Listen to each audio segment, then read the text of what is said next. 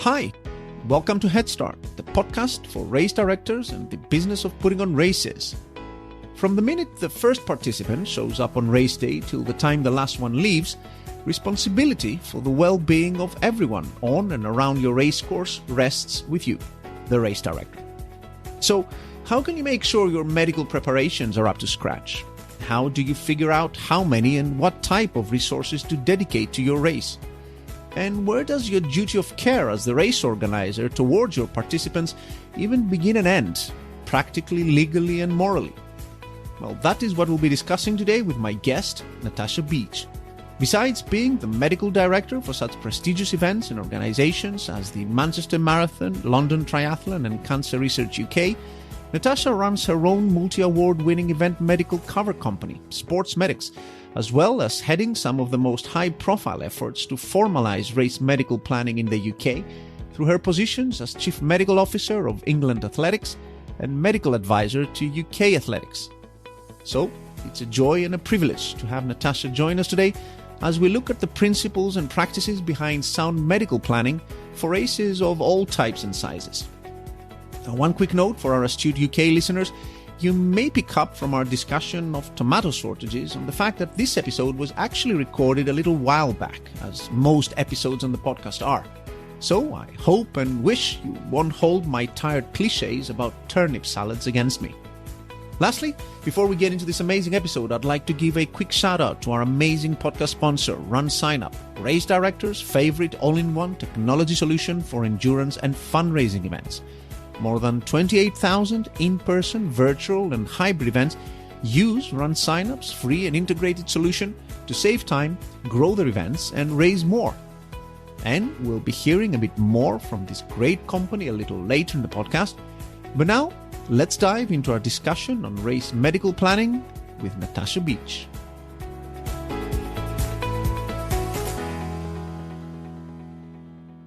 Natasha, welcome to the podcast. Thank you for having me. Well, thank you very much for coming on. I know you're a very, very busy person. Are you traveling today? Are you at home?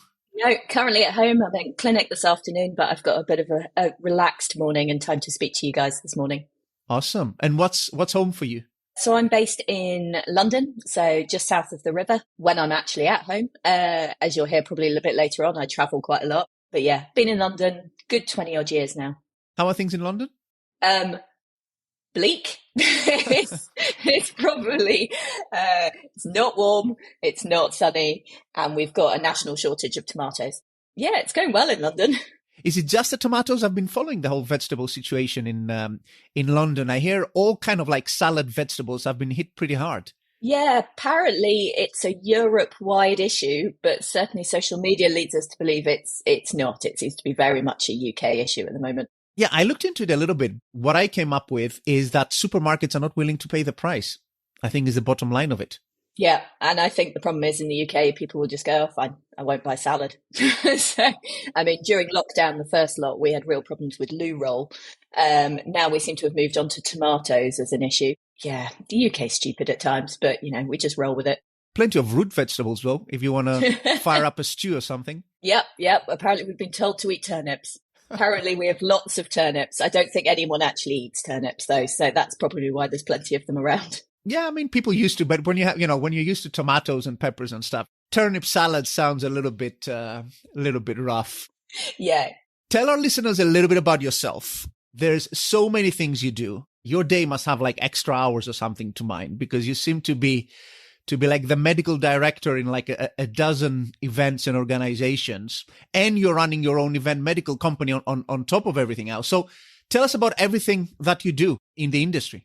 Kind of in brief, my training is I'm a sports and exercise medicine consultant. So what that means is I'm a doctor that's then trained in sports medicine within the NHS. And from that point, we all tend to have kind of what we call a portfolio career, which means that we don't just work in one discipline. Granted, there are some doctors that will work in just football, for example, because that takes up their life. Whereas most of us will work in different sports, different environments. And so for me, that means that I work in clinic, meaning I see normal people, not necessarily sporty, just with people with back pain, hip pain, knee pain. Like I say, they don't have to be sporty, or they can be. I'll see up to kind of elite athlete level. On top of that, I work for the Lawn Tennis Association. So 2 days a week, I'm there and I look after the performance players. So all the names that you see playing at Wimbledon, US Open, Indian Wells that's coming up, I look after them.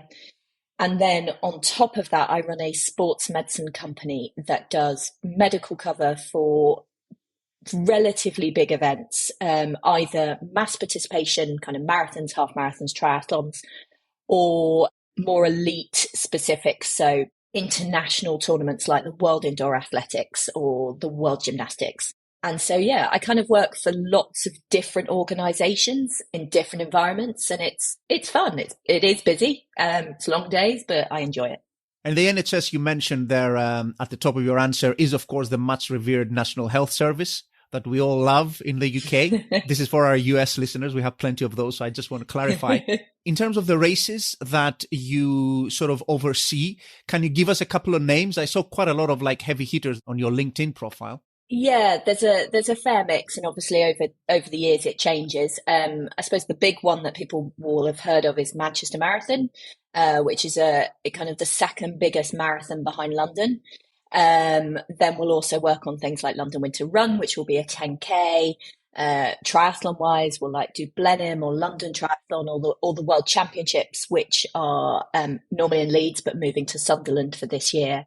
And then kind of historically, we've done slightly tenuous link to running. We worked for Tough Mudder for 5 years, so planning the medical cover for obstacle course racing, which was essentially a 12-mile run plus challenges is probably the easiest way to describe it along the way. Yeah. And Tough Mudder actually was your gateway to this whole thing, right? It's how you got involved with races as a medical director and went on to do the kind of things you do. Yeah, I mean, I kind of fell into this. I often get asked how I ended up doing this job, and I'm still not entirely sure how it happened. I just remember being away with England hockey in Belgium and getting a phone call from the event director of Tough Mudder and saying, "Oh, we'd like you to be our medical director." I mean, I'd never heard of the event. I didn't have a team. I didn't have any equipment. And for some bizarre reason, I said yes, obviously with some background research into what I was then getting into. And I suppose, I mean, it doesn't matter where in the world you are, the event industry is relatively small. And what tends to happen is you work for an event, the event director leaves or someone else from the team leaves and goes to a different company. Then they phone you and ask you, can you come in and do that? And it just kind of snowballed from that. And I loved working for Tough Mudder. It was hard work, medically very, very busy.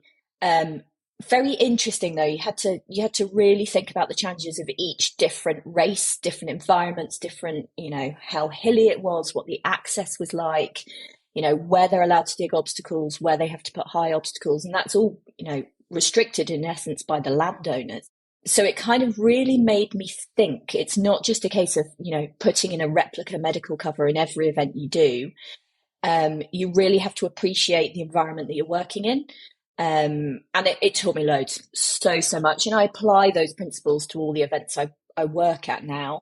Be it, Tough Mudder, I used to do site visits and turn up with a spade so that I could dig up the ground as if there was flint or stone in certain areas.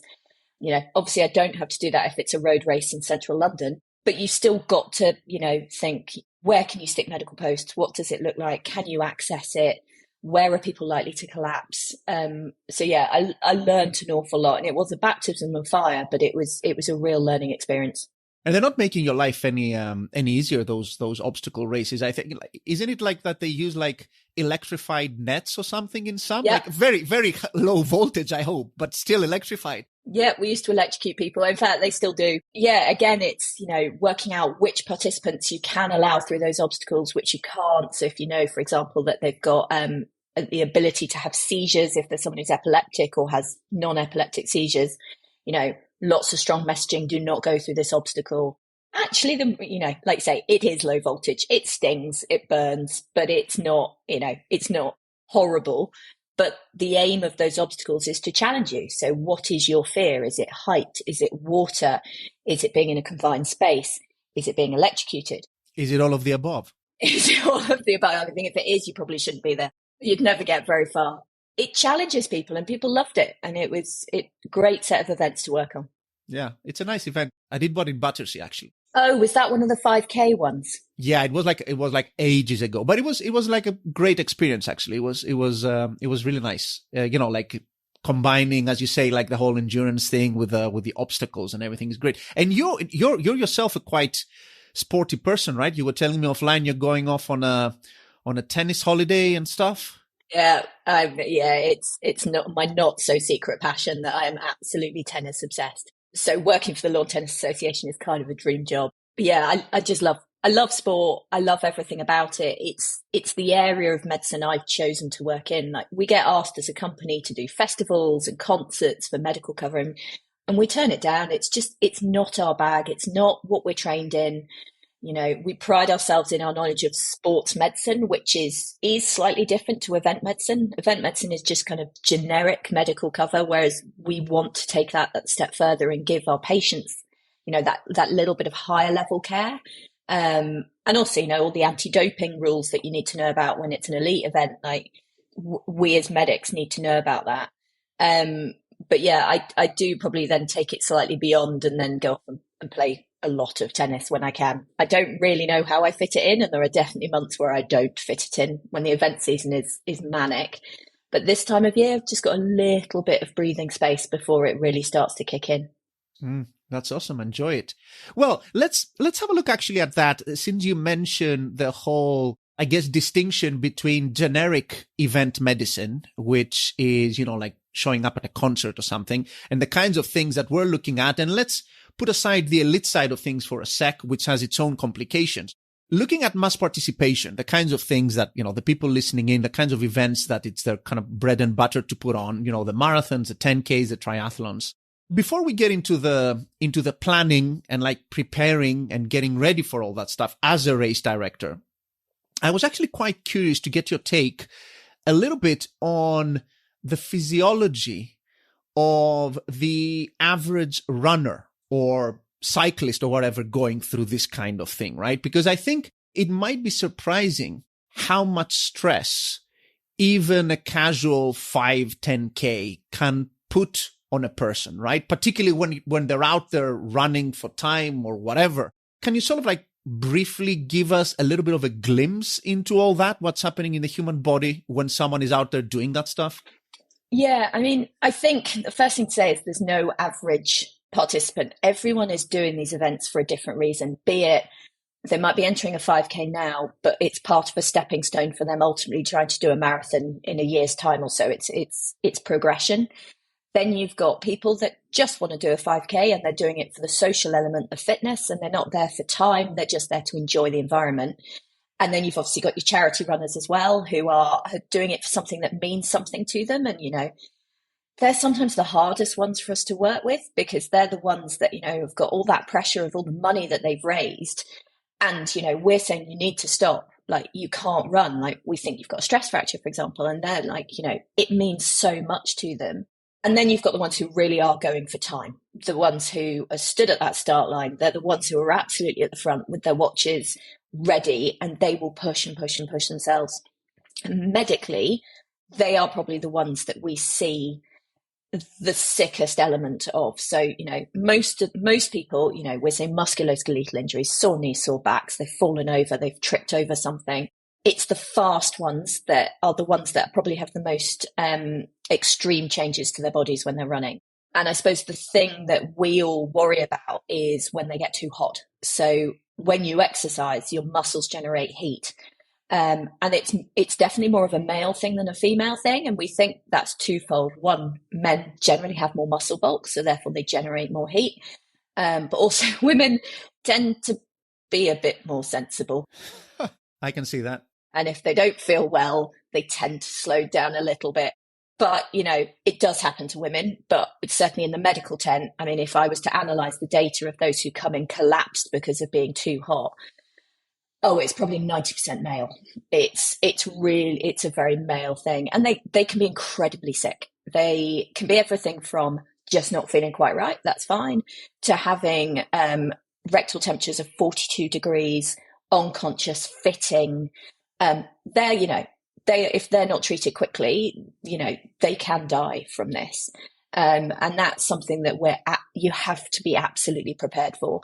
And I've seen it even in a 10K with an air temperature of 4 degrees, we still had people coming in hot. And it's that going for time element. And then there's the ones that kind of the things that kind of surprise well, not surprise because we anticipate it, but the cardiac issues, the heart attacks that happen at the events. And people often say, well, why do they happen at the event and not when they're training? And I think when they're training, there's less pressure. It's not the day, you haven't got the anticipation, the nervousness of the day. And it's just that extra stress. And, we see it in the elite world. Like, for example, Fabrice Muamba, the footballer that had a cardiac arrest. Oh God, it was probably around 10 years ago now while playing a football match.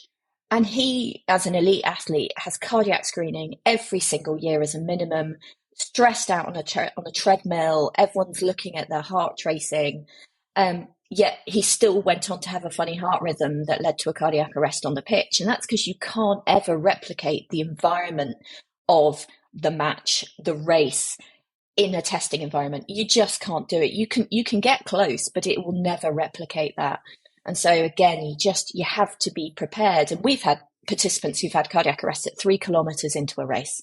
That happened 10K last year for us. So you just have to always expect it. And I often say to people, it doesn't matter how many runners there are, whether you've got one runner or you've got 20,000 runners, the risk is still there and you have to be prepared for it. Yeah, absolutely. I think, we can all sympathize with that, even as race participants ourselves, the distinction between a casual training run and race day. How many times have we not all gone much faster than our pace on just the adrenaline of it, right? You just shoot out the gate. You don't know what you're doing, right? You need to hold yourself back. Otherwise, you're going to run into trouble. And this is just even being reasonable. And of course, speed that you mentioned there, particularly on muscular and skeletal things and stuff like that. Speed, it's a very non-linear thing, right? I mean, you go 20% faster. You're not putting just 20% more strain on the body. You're putting a lot more strain on the body. When you start going fast, I mean, you need to earn going fast. You can't just start going out there, right? No, and that's why people should train for events. We know they don't always. And some of that's unintentional, like they've been injured. And, again, it's that charity effect, like they want to race for the charity. And we see that a lot in the run up to Manchester Marathon, to London Marathon, with people kind of coming into clinic going, I need to run. And I'm like, you can't. Like, no, I'm going to do it. And then you get the people who just decide that they're actually superhuman and they're just going to wing it. But that is why, in theory, you should follow a proper training program that's graded, that's got sprint work, it's got distance, that's gradually building up a period of times. I mean, when I ran London Marathon way back in 2010, I remember my training program was at least 3 months long, and that was on a background of doing a fair amount of running. But you just have to build it up slowly, and you've got to take these seriously. And, it might just be a 5K, but it depends what your baseline is. If your baseline is, you can walk to the shops, well, actually a 5K can feel like a marathon to some people. So, you're right. It's speed, and it's not just about kind of going too quick at the start of the race, because often, certainly like when I did London, I remember being really frustrated at the beginning that you couldn't run because you're just surrounded by people and it's just very congested. And I was, one of those people going for a vague time. And so you're constantly looking at watching, well, I've got to make this time up. So, you then go too quick when you can start running, and then you crash and burn towards the end, which I absolutely did. Yeah, well, we've all been there. It's you cannot not be a marathon runner and have crashed through some kind of wall or many walls all in the same race. Yep. It's one of those fascinating things about human nature that you can actually bring yourself to the point of actually doing serious damage to yourself and still not stopping, right? When it comes to like heat exhaustion or even serious injury, like people running on like, broken toes or whatever, right? That I see in some races. It's fascinating, right? That your body just doesn't, I don't know, turn off a switch or something and help you just be more sensible. Yeah, I think, well, certainly with the hot people, if they're conscious when they come to us, they're very clearly confused. So The classic is like I'll see a triathlete who's come in and they're hot, and you'll be like, oh, do you know where you are at the moment? They're like, oh, I'm at home, and I'm like, not really. You're in a marquee, and then it's like, oh, you've been doing a triathlon. They're like, oh, I can't swim, and I'm like, well, you've just finished the triathlon. Like they're absolutely delirious. They have no idea who they are, where they are, and they don't regain this bit of their memory. It doesn't come back to them, which I think is probably not a bad thing. So my theory with a lot of it is we're a bit like herd animals in terms of mentality. Like you're running and you start to feel ill. And if, like I said, the women, reality is they do tend to slow down because like, oh, I don't feel very well. Whereas the guys tend to push on a little bit, and they push into that realm where they then become confused, and they don't know they're confused, and they just follow everybody else. Everyone else is running in a certain direction, so they're going to join in. And it's really the reason we see more collapses at the finish than everywhere else, to me, is because that's when you suddenly stop. And so people around you have stopped, and then you're a bit like, well, I don't know what I'm supposed to do because I'm confused and I don't know who I am or where I am. And also, obviously, once you stop, your blood circulation drops down because your calf muscles aren't pumping that blood back up to your heart and to your head. And so they tend to drop at that point. That's not to say we don't get hot people collapsing earlier on in the route. We absolutely do, but it's the finish line that's always the busiest location from a medical perspective. Yeah, I read actually about what you just mentioned, this thing about, which I've felt in training as well, which is that when you actually stop exercising, come to a dead stop, which is what a lot of people do at the finish line, all of these big muscles stop pumping blood around and your pressure drops and all kinds of funny stuff should happen. So it's actually not very advisable doing that towards the finish line. Yeah, it's funny because, we've all been in a race where you're running and in your head you can see the finish line and that's what you're aiming for, but you've still got to get home afterwards. Like you've still got to use it. Like it doesn't end. It's not like you get put in a wheelchair and you don't have to walk for the rest of the day. Like you've still got to be able to move. And people often say to us, oh, how am I getting home? I'm like, well, you've got to get yourself home. Like you're medically well enough to leave. And like, oh, but my legs are tired. I'm like, well, you've done a marathon. Like that is totally to be expected. But on the blood pressure thing, that's often why you'll see the medical team at the finish line. If people are conscious and not talking absolute gibberish at us, we'll lie them down and stick their legs in the air because that gets the blood back towards their head. Often they're cramping at that point as well, so we'll be stretching them out a little bit. But to be honest, they need to finish the marathon or whatever distance and keep moving. And it sounds really cruel, but you've got to keep moving and slowly get the body cooler, get those muscles still moving, but at a walking pace. And you've just got to be moving, like getting people through that finish line. Because obviously if they all stop at the finish line, then no one else can get through either. So it's two factors. It's medically, we need to get people moving, but also from a flow perspective, you need to keep people going. Yeah. Well, finish line medical tents are always a very bizarre sight. I used to, I organized a 100-mile mountain marathon back in 2016. And I think literally there wasn't a single participant who wasn't in the medical tent at the end of it. It was like a war zone. I thought like, what is this thing? It's like, it's like being in Vietnam or something. Like everyone was on a stretcher, with some kind of issue, but that happens to you after 100 miles, I guess. Yeah, and that's to be expected, and that's in the planning. You need to know how many participants, and like I work out a rough percentage of how many people I think are going to be in my medical tent at any one time. And you scale your medical tent up and down based on that knowledge. So for example, Manchester Marathon that's coming up for us in April, we've got more runners than we've ever had. I'm using data from the previous 2 years of us managing the marathon to kind of judge how big the medical tent is. I mean, it's now vast. Mm-hmm. It's now got 32 majors bays, which is bigger than any London or any hospital in the UK. For A&E, we're bigger. But that's because we know what we're expecting, and it's a fast race, it's flat. But you have to take into account, where your race is, what the weather is, whether, for us, if it was in August, for example, well, that tent, we'd easily double it. You've got to judge it. And it's hard because I've been in scenarios where I've had, 2 events on the same day that have been almost identical, one in London, one up in, say, Manchester, same number of runners, same distance, same terrain. And one can be crazy busy and the other can be fine. And I've learnt over the years that London, yes, it is known to be warmer than other areas of the UK, just because of the buildings, but actually it's the buildings that cause us the problem. Like if they run through the city, the heat that reflects off the buildings, there's just no airflow. And we're not hot like we are in the States. I'm just talking like 14, 15 degrees, but that's enough to medically completely change the event. So previous data is always really important. If we ever get asked to do a new event, first question I ask is, can I see your data from the previous years? Because I need that to get a feel of where this event is going medically so that we can actually plan it appropriately. So it's interesting that you mentioned these completely identical races where the only kind of obvious difference between them might be ambient temperature.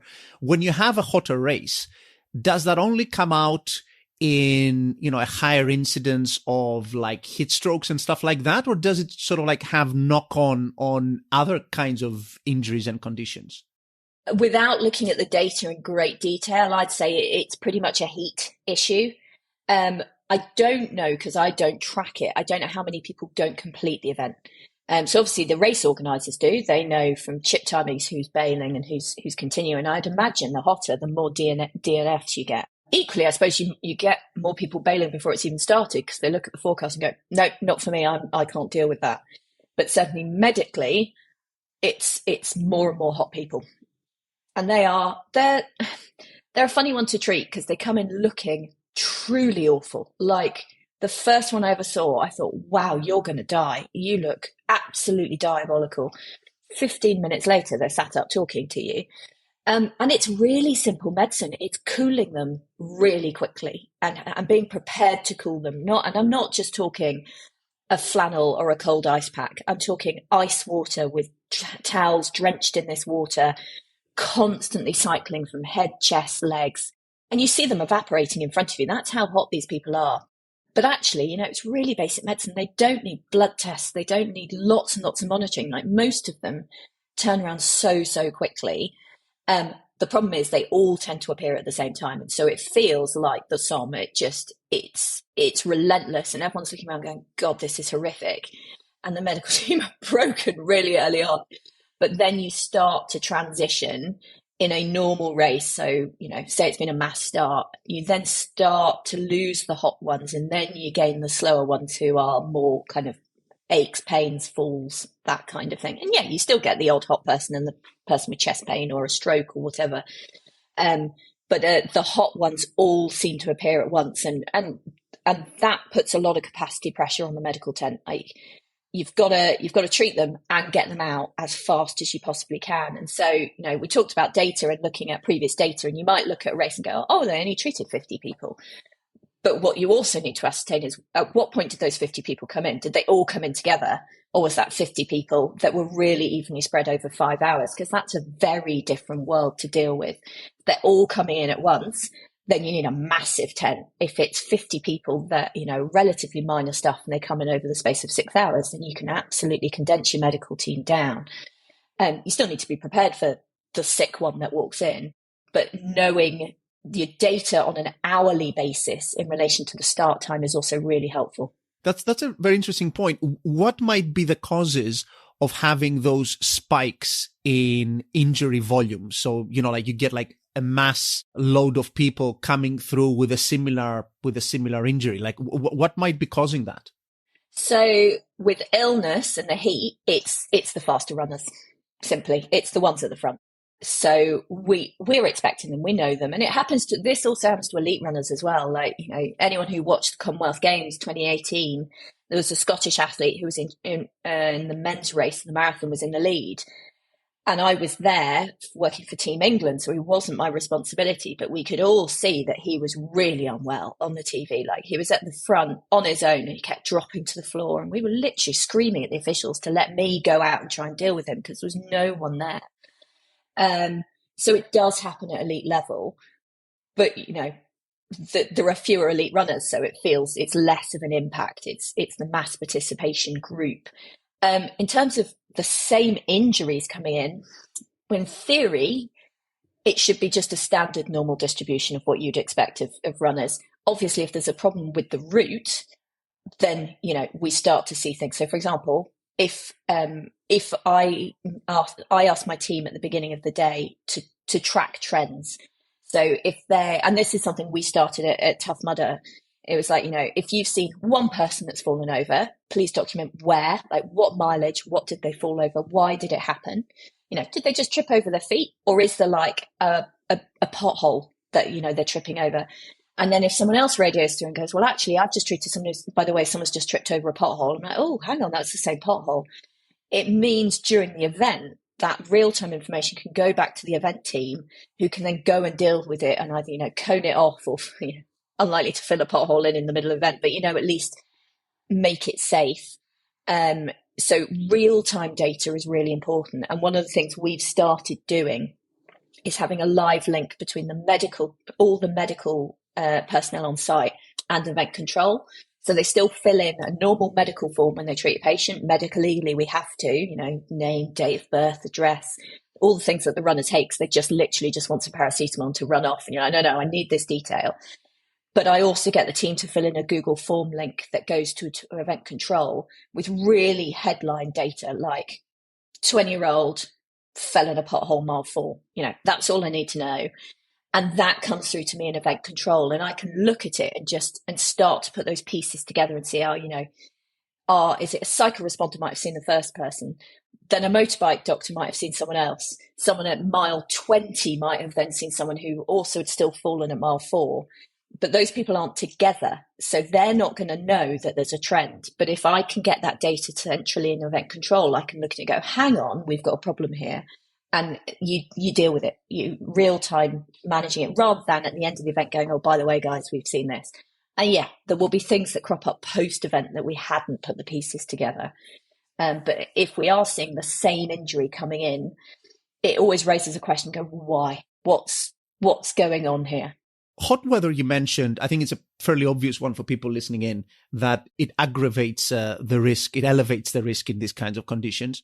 I'm guessing cold weather is not as much of a challenge, or other types of extreme weather aside, like being hit by a tornado or something. Like, are there any kind of other types of conditions that pose particular challenges from a medical point of view? I mean, for me, if I'm looking at the weather forecast pre-event, I am looking for 10 degrees and dry. Like, that's dreamy. That's what I really want. Obviously, we need to heat the medical tent, because you've got people who will come in cold, and you've also got, the medical team get cold as well, particularly if you're standing around. So that's kind of like the nice. Obviously, heat we've talked about. Once we start to get colder, it depends on the environment. So, for example, at Tough Mudder, we're in fairly remote locations. People have come by their car, but there's not really kind of like warm buildings they can go to shelter. So, and it's 12 miles, they're muddy, they're wet. And, the colder the event, we got busier. Also, people tend to move less well, and we're slipping and sliding on mud. So you get more like fractures, things like that. So that would change that. Whereas if it's a road race, say London Winter Run in February, central London, it's a 10K. We've had a real field temperature of -4 and medically been fine. And that's because, people, they run, they finish, they go into a warm building, a coffee shop, the tube station, they can find places to disperse to, and it's less of a problem. So the weather, again, I think it's the environment you're in. So it's not just a straight answer of, cold is bad, hot is bad. It's where are you? What shelter have you got? Like, a hot weather event, if you put in lots of risk mitigating factors, misting sprays, gazebos over the route with no sides on, so they're running through some shade for a little bit, reducing the time they're stood on the start line, like, get them pulsed out, get them arriving. Like, there's mitigating factors you can always do. And for every event I plan, I have a cold and a hot weather plan that is specific to that event.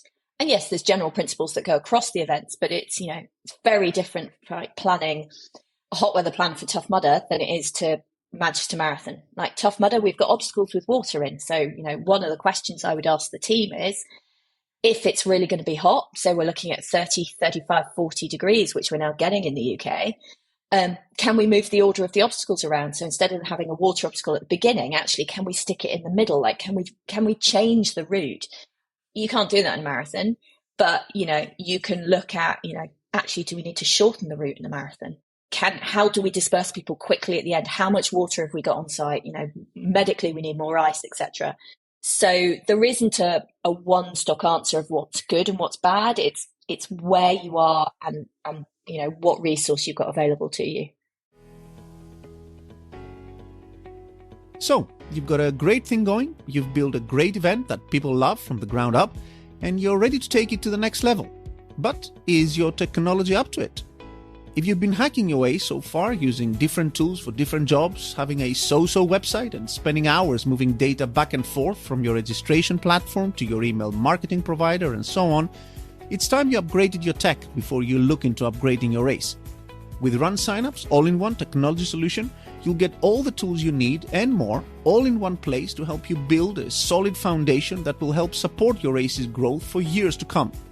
Free email marketing, an awesome free custom website, a fully customizable registration experience, and awesome fundraising and participant-to-participant referral tools are just some of the things you'll be getting when you join Run Signup's industry-leading platform. With that, you'll get the resources and support you need to get you through the next stages of your growth journey and an amazing suite of race day tools to help you deliver a world-class race day experience to your participants and fans.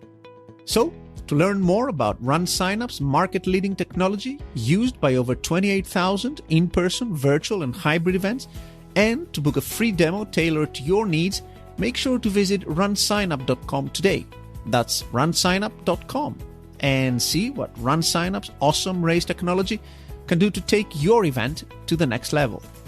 Okay, now let's get back to the episode. Let's talk a little bit about planning. Let's talk a lot about planning, actually. I want to start us off with a bit of a philosophical question, I guess, on duty of care, which is an actually very kind of well-established term in itself in the UK. I'm not sure how popular it is as a term like that in the US, but it's basically, like sort of the responsibility you have as a race director towards the participants who are taking part in your event.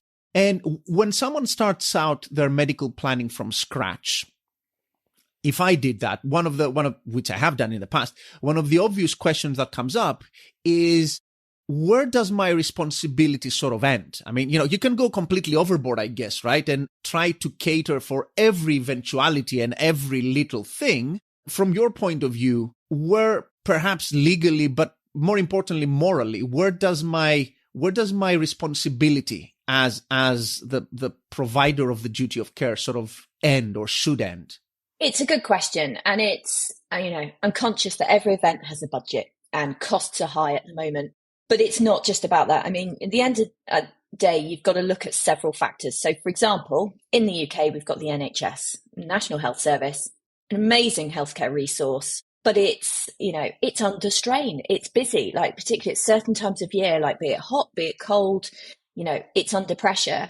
And my philosophy is we shouldn't be putting any undue pressure on the NHS. If we are putting on a private event that is, be it, it's making money, it's not making money, it's still, we have a duty of care not to put any undue pressure on the NHS. Now, obviously, if you've got a cardiac arrest, that patient is going to end up in hospital, whether you've got an amazing medical team on site or an awful medical team on site. Like, you do everything you can and then you transfer them to secondary care, which is, for us, the NHS. So that's one thing. Secondly, I say this to my medical team all the time, like, every patient that is there that presents, unless, it's a really bizarre event where they've not paid anything, like they are paying for you to be there. Like they've paid an entry fee. So essentially they are a private patient and we should be offering a good standard of care. And yeah, you can, I'm not saying that if you've got a 5K for 5 people that you've got 20 doctors stood waiting for them, that's ridiculous. It has to be proportional to the distance, the risks, the number of entrants. But my underlying principle is I feel like I failed if the local NHS or ambulance service are put under pressure because of failings that we've put into place. It's a failure to plan. And yeah, things go wrong. And, We've all seen major incidents recently in the UK, the Manchester Arena bombings, there's been crushes at concerts in Brixton, stuff happens that is out of our hands as a medical team. And, so therefore, yes, at that point, you have to ask for help from your colleagues in the NHS. But if it's a standard normal event, nothing is, out of the ordinary, then actually, if patients are just rocking up to A&E because the medical care isn't good enough, or, we're just calling the 999 all the time to come and collect our patients away because we failed to plan that we need ambulances on site that are capable of taking patients to hospital, then that's a real failure of the event. And I think reflects really badly on the medical team, but ultimately also reflects on the event. So morally, I look at the distance of the event, the risk, and I put in what I think is appropriate to not impact on my colleagues working in the NHS. It is not a very straightforward question. I agree. I mean, it's very difficult, and it's that kind of rough rule of thumb that I was looking for, meaning, like, how do you even think about this thing? I think most responsible race directors would appreciate and would want to do quite a lot because it's, ultimately on them. And I don't think any of them is under any delusions that the buck doesn't stop with them. But sort of where do you put an end of it? For instance, I expect when you were mentioning earlier ambulances and stuff, I don't expect even a moderate size event should aim, for instance, to treat a heart attack like fully right there on the course, right? No, but they should be able to give the first line treatment that you would give to someone having a heart attack. So firstly, you need the people there that can recognize a heart attack. First aiders, they're going to recognize chest pain, but can they determine whether it's someone who's got a really fast heart rate that's getting pain, or is it an actual heart attack? Is it not their heart at all? So that's kind of step one. Then you've got to have the resource to treat the heart attack. So, say you've recognized it's heart attack, you need someone there who can give the aspirin, who can give the GTN, which opens the blood vessels. And then you need to recognize that this is a medical emergency and you need to get them to a hospital. But certainly in the UK, for example, if I did an event and I had, a doctor on site and I phoned up 999 and said, can I have an ambulance, please? I've got someone having a heart attack. They will ask me if there is anyone medical on site. And obviously, I'm not going to lie. I'm going to be like, yeah, we've got a doctor here. We are instantly down the priority list for that ambulance to come to us because clearly, there's a medical professional with that patient. And if someone else is having a heart attack and there's only one ambulance, and they're clearly going to send that ambulance to someone who hasn't got a doctor stood by them. So, having the resource on site means that, you should, deal with it yourself, essentially. And I'm not saying, therefore, you shouldn't have any resource on site so that you can phone the ambulance service. And, one of the things, I know we talked about this previously, is like one of the things I often get told is, but the hospital's around the corner. Or, the ambulance station is literally, over the road from us. Like, I literally don't care. It's irrelevant. It means literally nothing to me.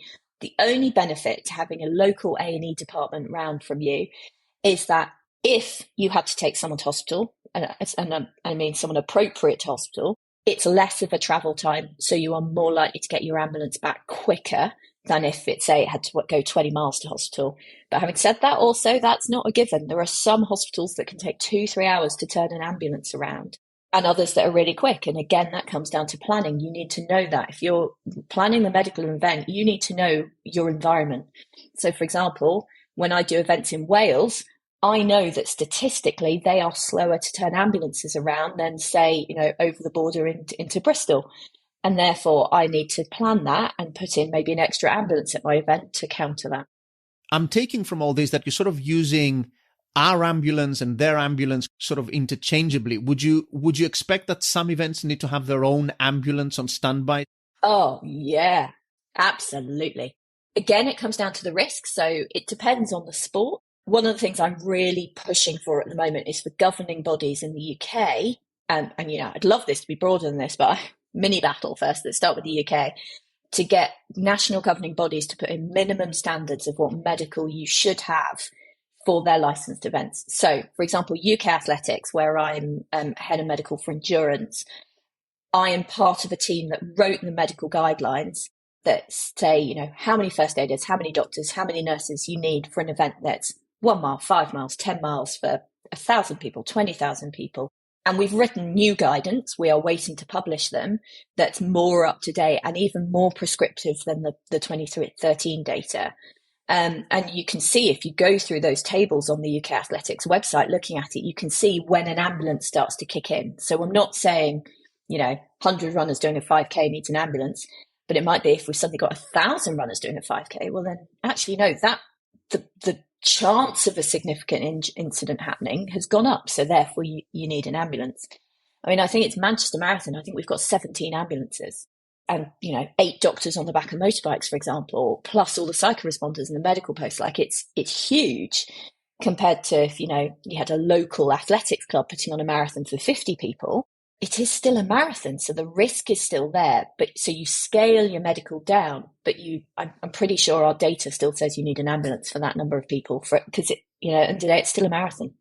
And out of curiosity, since, as you say, there is no regulation in place right now, in the UK at least, around this. And I saw your post yesterday on LinkedIn with a petition for people to go and sign it. Yes, please sign it. Absolutely, I will. And it's really important for everyone to do so, I think. Because again, you can think, maybe some of our more libertarian listeners may think that, whatever, everyone's at their own risk and I'm the master of my own race and I put on whatever. But I do think that some things need to be regulated, and it's not unreasonable, as you say, to have some understanding. It would help people out to have some understanding of basic minimum kind of medical requirements. It will also take that unknown off race directors' shoulders. They won't have to guess. And when asked, they can say, listen, this is what I need to have and I have it, kind of thing. I think it's a very comforting thing to have regulation in some areas. Because you were mentioning there, the still events can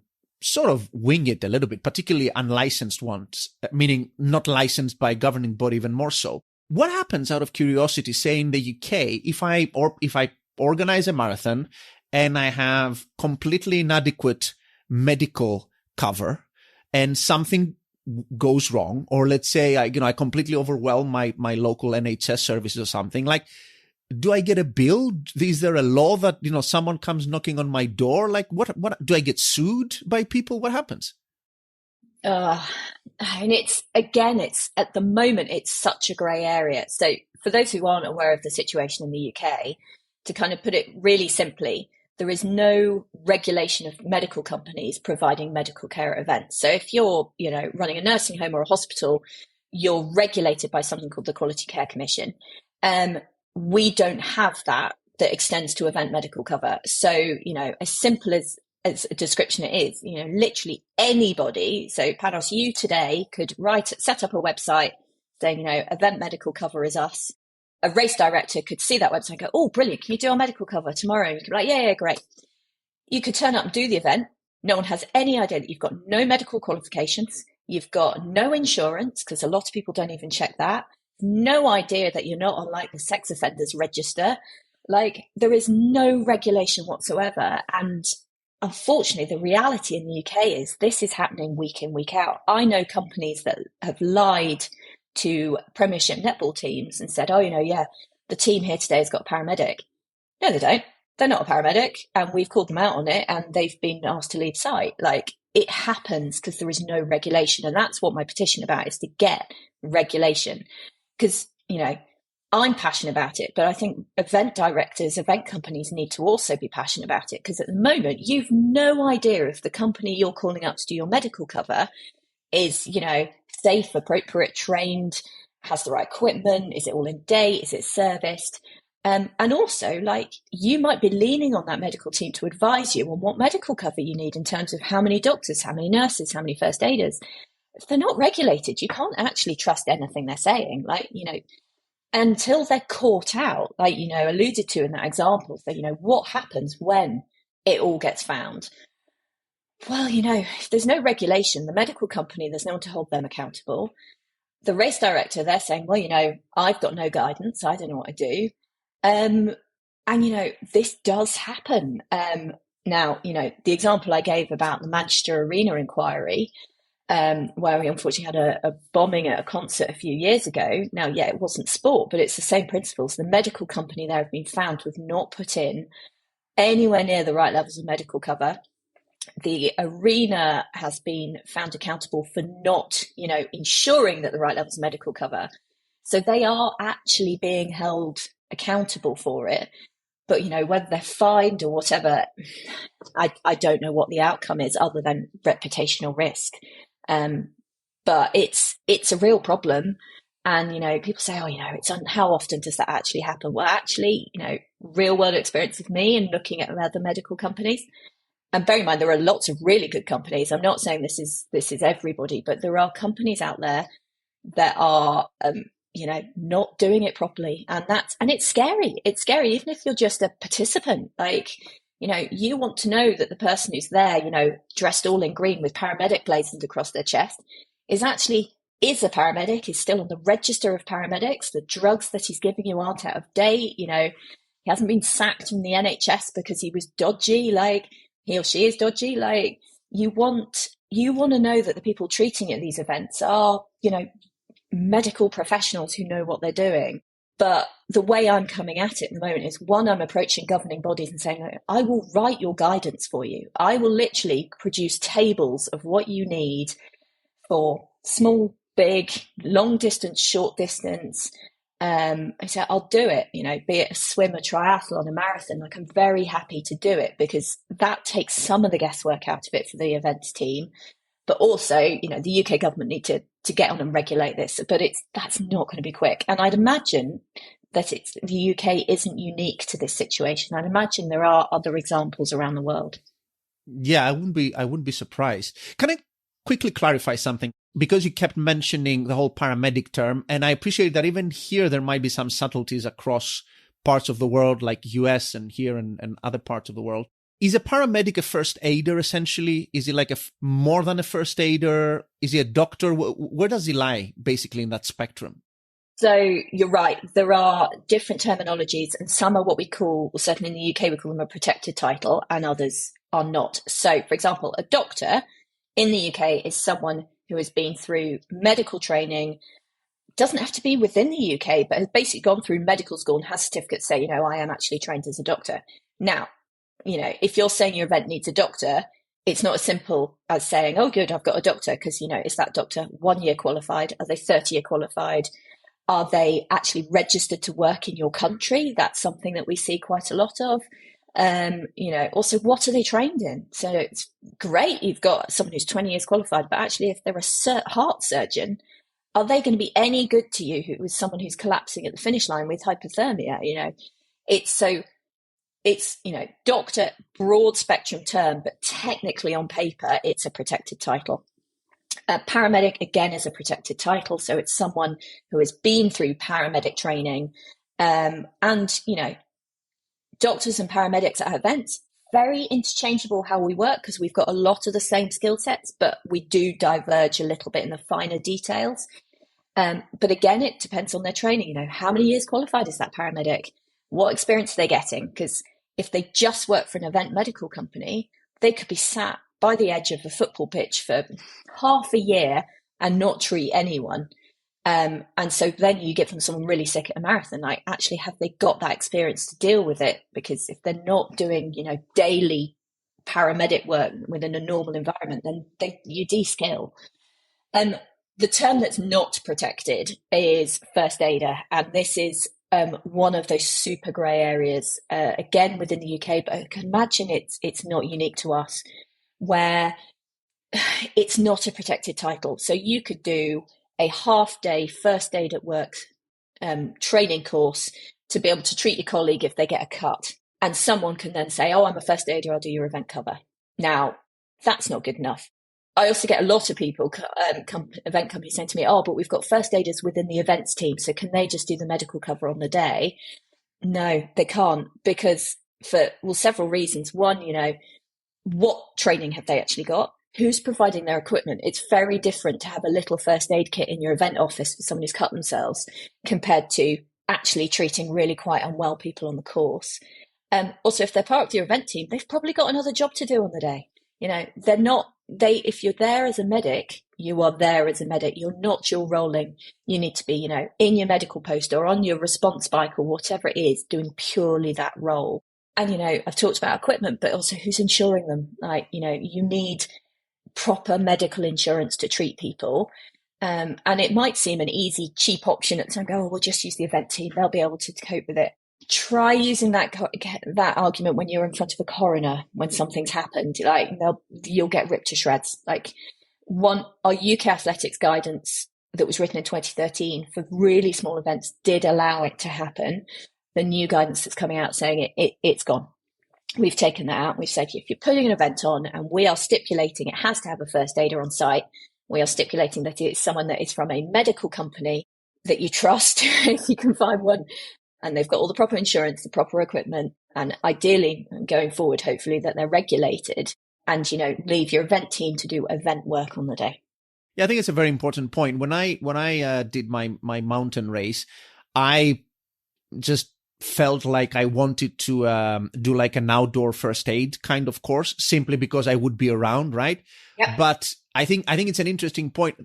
Of all the things that you mentioned, equipment and all the other stuff, I think the more important thing to understand for people thinking of sort of double rolling that is that you have other stuff to do. You should. I mean, if you're the race director or the assistant race director, or you're doing like other things, you shouldn't have first aid. I mean, it's okay to have that skill, as I said, but you shouldn't consider yourself like as a proper first aid headcount or something, because you're not on the day. Correct.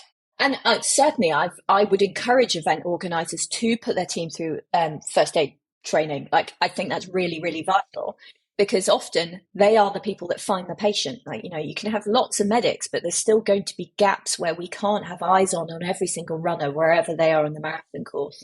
So it might be, your sector leader that finds someone in the marathon who's collapsed at the side of the road, and they're going to stay with them until we can get to them.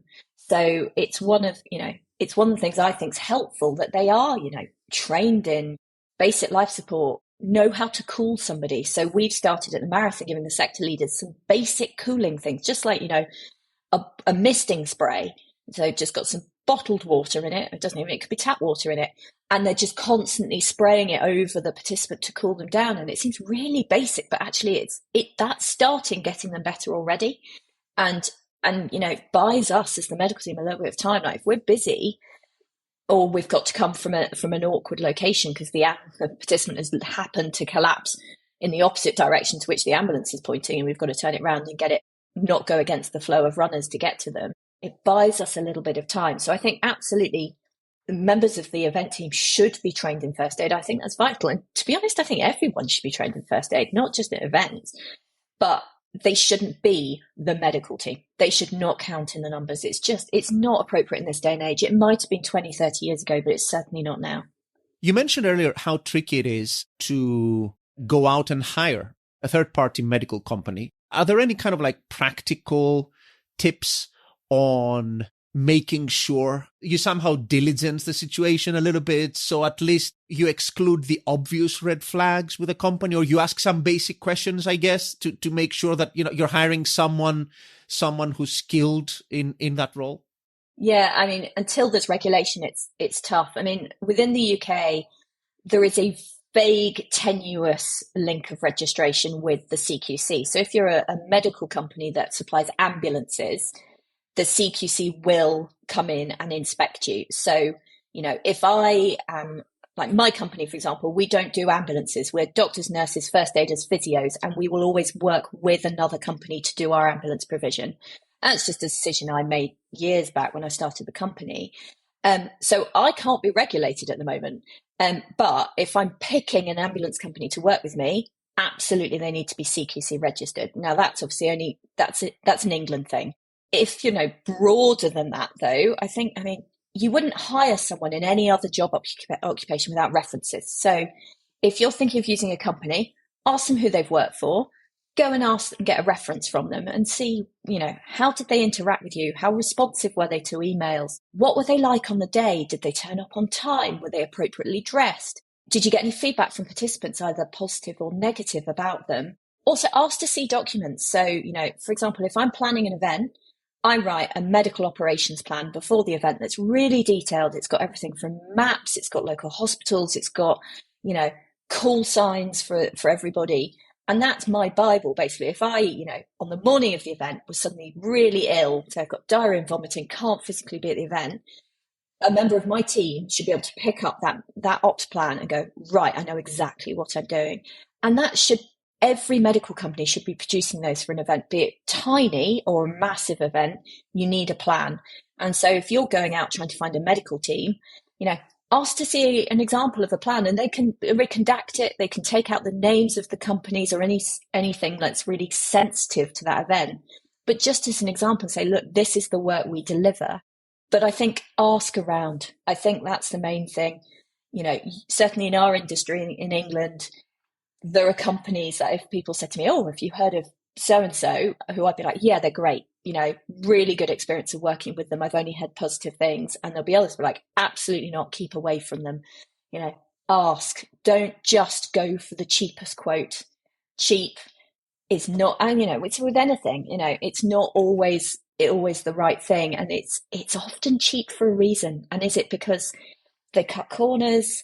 Are they telling you they're putting paramedics in and they're not? Just raise the question. And I'm not saying you should go for the most expensive either, because I've seen some ridiculous tenders when I've managed tenders before for events. Look at the detail, look what information they're giving you, check out their website. For me, I've got a bit of a red flag. If the website's full of pictures of ambulances, I'm normally a little bit worried about them.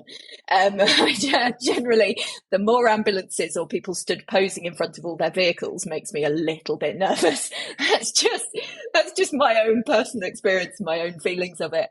And there will be companies that have lots of ambulances on their website and they're absolutely fine, but it always makes me feel a little bit like, oh God, here we go again. Just shop around and don't leave it till last minute. If you're planning an event, please get your medical cover in place at least 6 months in advance, because that gives the medical team ample time to staff it. Write plans, have meetings with them, do site visits, like all the things that you should be doing with them. The later you leave it, the more you are likely to be scraping the barrel. So obviously you see both sides of this, because you also run a company like that yourself. When a race director goes to a company like yours, and says, I need medical cover for my event, it's a 10K, it's blah, blah, blah. From all the different little Lego pieces that you have, doctors, first aiders, all of that stuff, how do you come up with like the level of provision? And I know this is a kind of like typical how long's a piece of string kind of question, but I'm thinking mostly of, I guess, how do the different roles in that plan work? The doctor and the first aider and the paramedic and the ambulance, basically, like how, in terms of their strengths and weaknesses, like how do you use all of that resource you have to come together with a plan? I mean, you're right.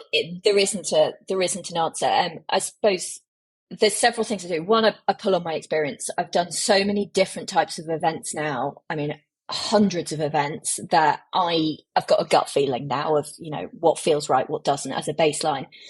And I said, ask for data of previous events as well and look at the injury profile. So, for example, we've been asked to do an event potentially in 2 months' time, which is relatively last minute. It's a relatively large event. And, I've been given data of predicted numbers per medical post, but they haven't broken it down to how serious those patients are. And that's vital. So I've gone back and said, look, I need a bit more of a breakdown. Again, if there's a national governing body that's produced regulations, I absolutely look at that. And to be honest, if it's a running event, even if they're not licensed by UK Athletics, I still use the standards written by UK Athletics, partly because I wrote them. But because, if it's good enough for a licensed event, it should be good enough for an unlicensed event.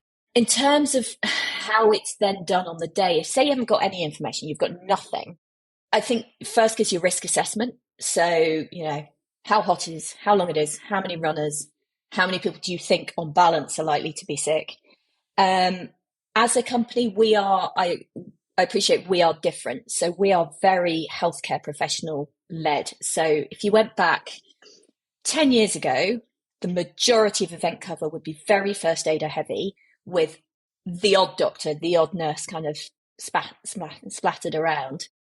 We are the polar opposite of that, because the events that we do are high risk, and they're either high risk because of the sheer numbers they're doing or the distance they're doing or the actual event itself. So we are very doctor nurse heavy. So, we might have an event with 20 doctors and 10 nurses and only 10 first aiders. Like it's completely the other way around. But that is based on, I suppose, on knowledge of sport and events, both from experience, but also, like my training is sports and exercise medicine. Like there aren't many of us out there who that is literally what we learn for 4 years in our training as post becoming doctors. So I just use that kind of experience, and it's hard though, and that's why I am pushing governing bodies to kind of let me write, baselines so that you can use them and go, okay, I'm doing an open water swim. How many, what should I have for my 10K open water swim in February? Fine. If there's a table they can look at and says, in ideal weather conditions, this is what you should put in. Then you've got that as your template, and then you go, well, actually, it's going to be really cold that day. I need to up it from that level. But gut feeling, and that's where you as race directors have to trust. You need to trust your medical teams, and that's why picking your medical team is absolutely integral. And once that medical team is picked and hired, and obviously I provide them all the information they may need to come up with a plan, is there anything else remaining for me, the race director, to do? Like I don't need to be having my own kind of like medical equipment provisions or anything like that, or like first aid kits or even simple stuff, do I? No, I mean, like I said, if you've got event team who are first aid trained, then it's worth giving them a little bit of basic first aid equipment. But bear in mind that they shouldn't just see and treat a patient on their own. I know they should, start treatment and then get back up from the medical team coming in. If it's an event with a first aid room that's already there, so for example, I work for England Netball. I was in the Nottingham Motorpoint Arena recently for an England Netball match. There's a first aid room there. So I want to know pre-event, what's in that room? Can I use it? Is there a clinical waste bin? Is there a sink? So if you've got existing infrastructure, then pass that information over to your medical team. But in theory, you are bringing in a medical team who should be self-sufficient. Granted, I will ask for help with generators, marquees, tables, chairs, because, funnily enough, I don't have a 30 by 25 metre marquee in my house that I can use for Manchester Marathon. Of course, I'm going to ask the race director if they can assist with that. So there's always a discussion of, okay, can you provide the radios? We'll provide this. And that needs to be clear in the tendering process. So if I'm doing a quote for an event, I'll write my resourcing, I'll put the bottom key items that I want, the ambulance provider to bring, like the ambulances, and any gases, or if I'm stipulating they need like really specific stuff, I'll stipulate it. And then at the bottom, I'll put a list of items that I would like the race to provide. And it might be like radios, ice, this amount of water, this number of tables, this number of chairs. And you have to be upfront from that from the beginning. And it means that, I'll tender for events and I'll do a whole load of work that might take me 2 days to put a proper document together, and we don't get the event. But you've got to be upfront from the beginning and say, this is what it's going to take for us to deliver this event for you. And I guess the lesson there for the race director is that that's also the level of detail you should expect in a tender from a company. I think people should be aware that. And it could be well-meaning, but you don't want sort of like gray areas and stuff left out of the tender. Like you want everything specified, who brings what's expected of everyone. So it's all sort of like, just for good order's sake, just all taken down sort of in writing. So there's no kind of ambiguity around stuff. Yeah, and it's all very, because you might go, oh, this company looks cheaper, we'll use them. Everything else looks good. Everything they've told us about them, their references are fantastic. And then 3 weeks before the event, they're like, oh, we need this marquee doing. You're like, you never said that, and now that's suddenly a lot more cost, and you've got to sort it and arrange it, and it needs to be upfront. And equally, I would implore people that when we actually write you a medical operations plan, please can you actually read it? Because there will be detail in there that you might not have clocked. And I've had this before. I've had it at an event where it was all in the tender, and I was like, okay, we need this size medical post to be at the finish. It was a cycle event. I want it right by the finish line. I want it in here. We've got 3 weeks out, and they phoned me and went, oh, we didn't know we were providing all the medical structures. And like, it's literally been in everything from the very beginning. Like you've had version 1 to 6 of the medical plan. It's been in there since version 1. It shouldn't be a surprise. Like I've told you, I can only tell you a certain number of times. It's up to you to read it. But we don't write the medical plans purely for the medical team only. It's for the event as well. And so the event needs to read it. And I share those medical plans with the statutory services around me. So if I'm doing an event in London, I send my medical plans to London Ambulance Service so that they are aware of the event. I send it to the hospitals that are potentially a receiving hospital because they might want to put more staff on that day, knowing that actually they could be a lot busier. So the plan, it's the manual for the medical team, but it's for everybody else as well. And so, the moment I write a plan, I share it with everybody and go, right, can I have your input? Is there anything that changes? It's similar to last year, but this has changed. Can you make sure that this is all right? And the emergency services that you're sharing those plans with, are they generally welcoming of them? Or would they have a person who's like, thank you? Is there a process? Like, is there like a structure there on the other end of on the emergency services for someone to take in those plans and take the appropriate action? Certainly in the ambulance service, yes. So I think this is a general term across the UK, but I think they're called resilience planners or emergency planners within the ambulance service. And like for London, there's several of them. London's broken up into regions, and I know that I send it to Matt if it's a central event, for example. And he comes back to me and every time he's like, thank you, really appreciate it. And we've got such a long working relationship now. He never questions me on anything. He's like, yeah, it's fine. It's you. I'm quite happy. I don't know what conversations he has with other medics, but, it's always very positive. The hospitals is always a harder one to do because there isn't necessarily one person who takes the lead within the hospital for me to send the email to. So what I normally do, if I don't already know, is I'll phone up the A&E department and ask for the secretary of the lead consultant. Because at the end of the day, it's A&E that's going to take the battering. They're the ones that need to know about it. And I get their email address and I send them the email. And I will often be like, if there's anyone else you want me to share this with, please let me know. Yeah, every year I have to go through the process of checking again because they often will be like, or they've left or they're no longer the lead, it's somebody else. Or they've changed the domain name on the email addresses and they're all bouncing and you just have to, and it's time consuming. But again, that's the role of the medical team, should be doing that. That is something that I spec as part of my time because I know it takes time, particularly if you've got 6 or 7 receiving hospitals around you, you've got to phone every single one of them. And it's, anyone who's phoned a hospital switchboard, you'll realize that it's not a quick process to get through to the person that you actually want to speak to, as you keep repeatedly put through to the canteen when you actually want the A&E department. But it's something that I view as vital. Let's talk participants for a sec. 2 aspects of that. The first thing I wanted to ask, collecting participant information. Again, there may be some slight differences, particularly because of privacy laws between UK and US and other parts of the world.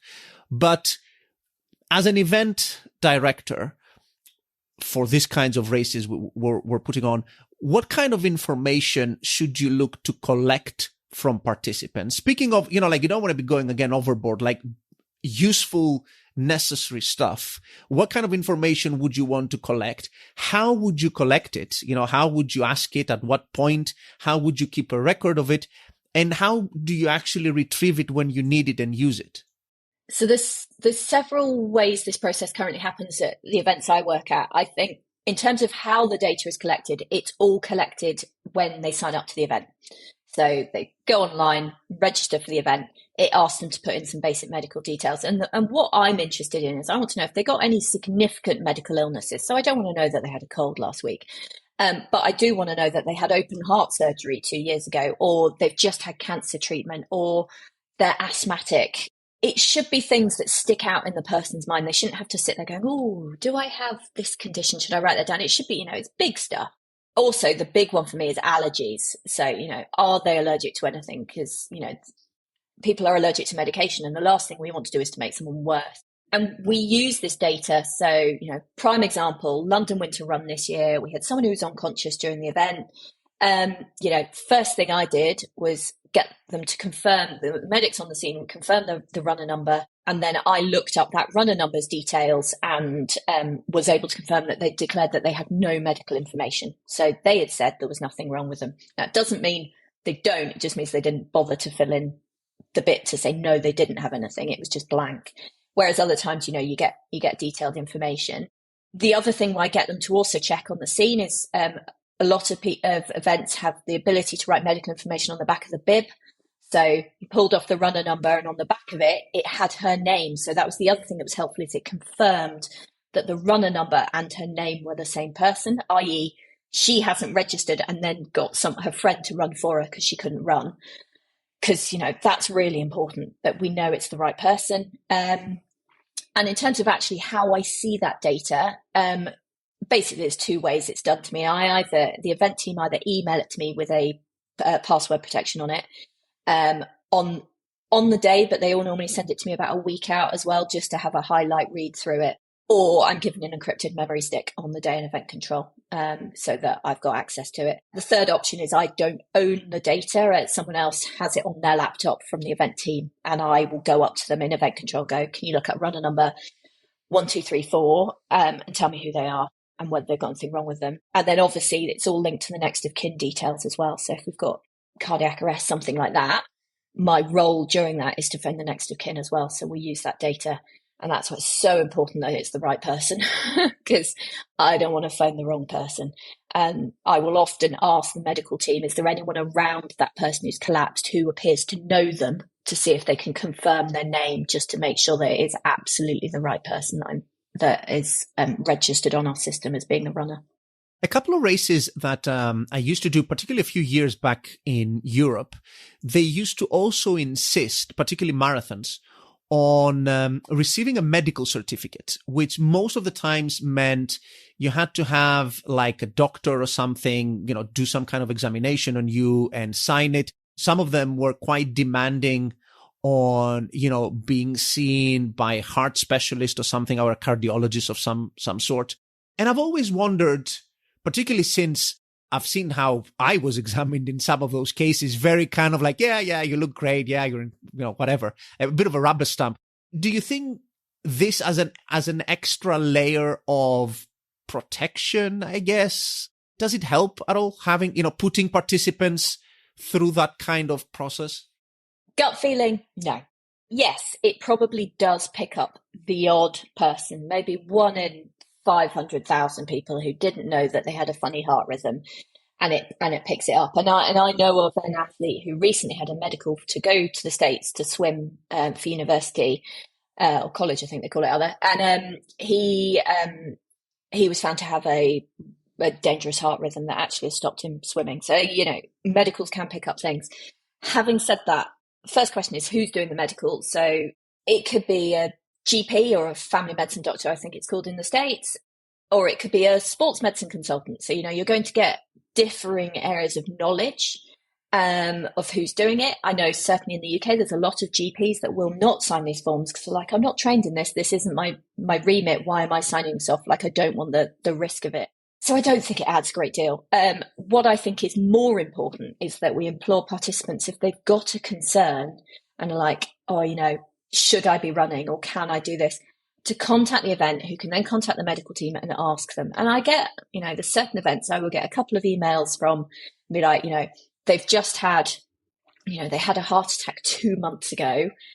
Are they okay to do this 10K? They're only going to walk it or whatever. And often I will say, look, actually, you are a little bit high risk.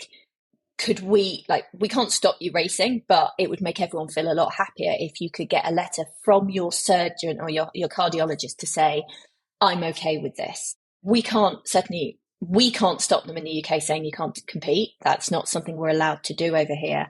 But certainly, I would rather be prepared, the medical team be prepared and aware of that runner than them try and keep it kind of brushed under the carpet and not let us know.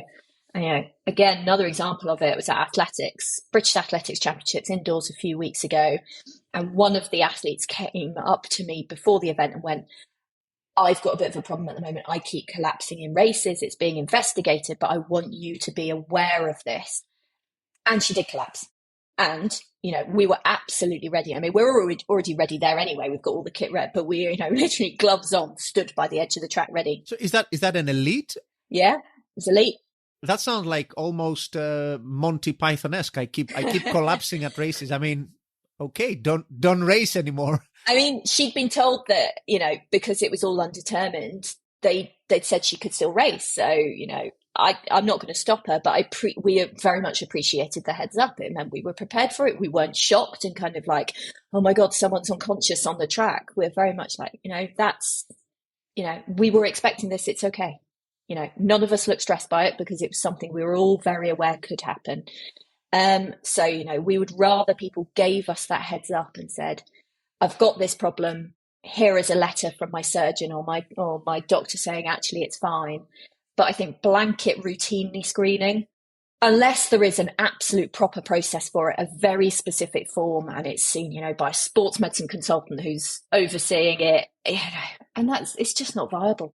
I mean, there's just not that many of us around. So, it would make us very busy. It'd be financially great, but I think it's not a long-term solution for events to do that.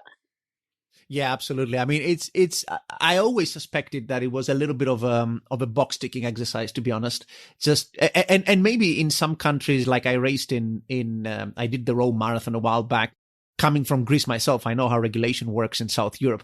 I think it's a lot of like, arse covering, to be honest. Like, people want to like, what are you after me for? I checked it and it's like people just basically wanting to shift the responsibility to someone else.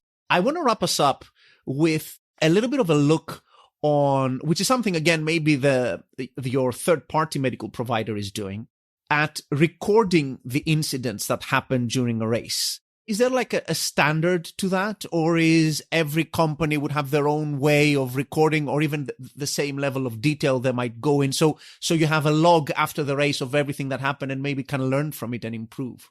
Yeah, I think there should be a standard. In short answer, there isn't. I, for example, take writing the medical report quite seriously. For me, it is a document that it accounts for what's happened, but it's also a learning for next year. So I will summarize, how many medics were there, where they were. Like, even though it's in the medical plan, it might be different on the day. Like, since you wrote the plan, you might have had 3 days pre-event, you might have known that the weather's going to be really, really hot, and suddenly you've added a load of extra medics. So, that needs detailing. Equally, people can be ill on the day. So you need to know whether you were short of people and how you manage that. So I will document, every detail, what went well, what didn't go well. Do we need more tables next year, more chairs, better lighting? Was a speaker too close to the medical tent for the sound system for the finish line so we couldn't hear? That means that next year, when they're planning the event, they can look at how they're doing the sound rigging. I kind of break it down into, categories like course post, finish post, stewarding. Did we have any problems with stewards? Sometimes it can be a brilliant experience, other times it can be not, and that's important to feed back. And obviously casualty data. So, how many people were treated in each medical post? Were they all minor? Was there anything serious? Where did they go to hospital if they did? Do we have any follow-up information? Often we don't. I can't ring the hospital and say, oh, we took Jane Smith to the hospital on Sunday. Can you let me know what happened? I'm not allowed to know that information. So we have a system. If we give a business card to any person going to hospital, and if they're really sick, we'll give it to the friend or the relative traveling with them. And it basically just says, we would love to know how you get on. Please get in touch. And it's got my details. And about 20% of the time, we get a lovely email back saying, thank you so much. Really great experience. Just to let you know, this is what they found. And often I get could you also send me a medal and a t-shirt because I didn't cross the finish line or I didn't get it? And well, yeah, we'll always arrange that. We'll sort that out. But I think a medical report is as important as the medical plan. Every time I do either a new event or a repeat event, I go back to similar event medical reports and trawl through them and what did I learn? What can I put in? And it just makes it so much easier when you're writing the medical plan for the next year because you're like, okay, this is what went well, but this is the stuff we need to focus on, right? We didn't have enough ice, or actually the towels that turned up were actually blankets and didn't absorb much water for cooling. Like next year we need proper towels, etc. And if you're doing lots of events, you don't remember this detail. It has to be written down. How big or small your event is, you need a medical report. And if it's a small event and you treat one person, then, half the page will be literally just detailing the event, where you were, what the weather was. That's the other thing I document in the medical report. Like I take a wet bulb globe with me. I measure the weather at several times throughout the day. I document that because that affects your data interpretation. And so, yeah, every event should have a medical report. And that, again, you went back to asking about how you get a medical provider. ask them what kind of detail you get in your medical report and see what comes back. Yeah. And I completely agree with the sentiment that I don't think you should even leave that for later or much later, to be honest. I mean, obviously, you want to treat someone and then probably make some notes, but you jump even on the most basic business call. And if you don't take notes, the minute you hung up, you've lost half of the stuff you were discussing. Plus, time tends to change your perception of what has happened. I mean, this is very well documented in like human psychology. You can't be trusted to even remember or take notes of what may have happened like a day or 2 days ago. And that thing with a business card, actually, it's an awesome little touch that I think lots of people would appreciate, both for the practicality and for the gesture of it, right? I mean, that shows we care. Exactly. Yeah. And you're right. Like, if I don't write a medical report quickly, you forget the information. So I write it as I'm going on, even on the setup days. Like the event might be on a Saturday, Sunday, and I'm setting up the marquee on a Thursday, Friday. I will write notes as I'm going along. Like, tables and chairs arrived late. This delayed this. Therefore, next time we need them earlier, etc. During the event, still writing notes. Like every time something happens, I'll just jot something down on my phone to say, okay, this patient went to this hospital and yeah, we've got a log that's tracking that in event control anyway, but it's just easier just for me to write it down and then I've got it. And I'll submit every medical report, unless it's like from a world championships and it's like 20 pages long. Like most events, the vast majority I've submitted within 2 days because I want it done because I'm already thinking about the next event anyway. I've already moved on. Like I need to, medical report writing for me is the close of the event. Unless we've got like coroners or something else that we need to do, that's the end, move on. That's the other thing. Coroners will also ask for medical reports as well. Knock on wood that there needs to be a coroner involved in any of this. It's happened once.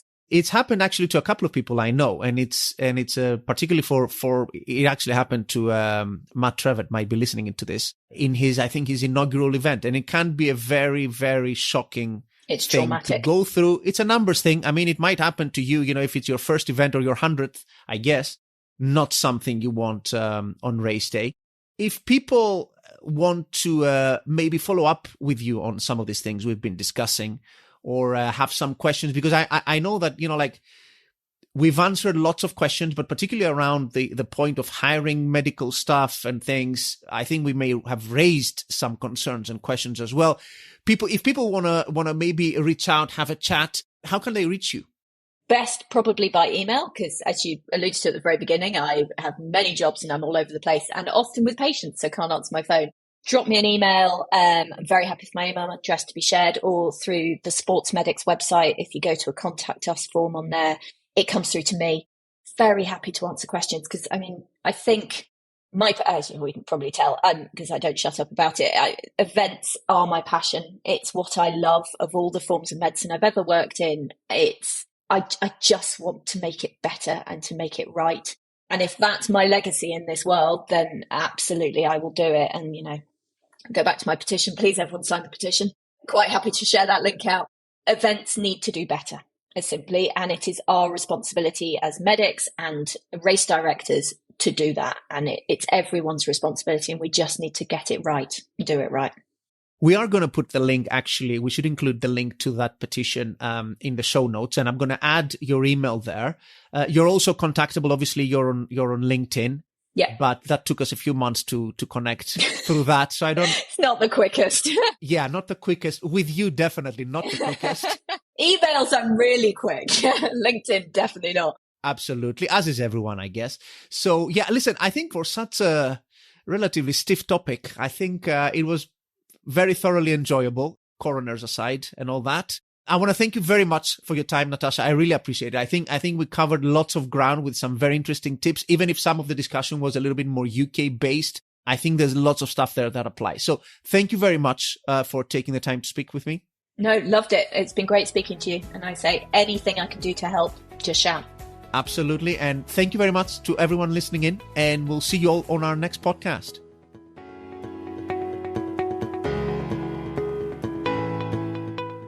I hope you enjoyed today's episode on race medical planning with SportsMedics Natasha Beach.